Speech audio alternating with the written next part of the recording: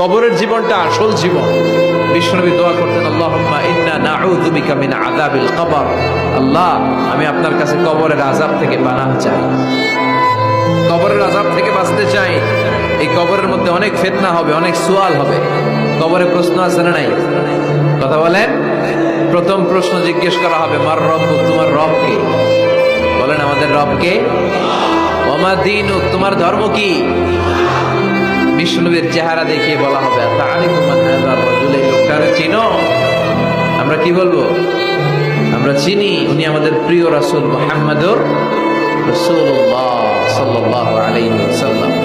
এরপরে জিজ্ঞেস করা হবে, এগুলো কোত্থেকে শিখলা? আমরা বলবো, কোরআন থেকে। ফায়ুফসাহু লাহু কবরুহু ৭০ যিরাআন। সুন্দর সুন্দর উত্তর করতে পারলে আপনার কবরটারে ৭০ হাত লম্বা করে দেয়া হবে। ইফতাহু লাহু বাবুন ইলাল জান্নাহ, জান্নাতের দিকে একটা দরজা লাগিয়ে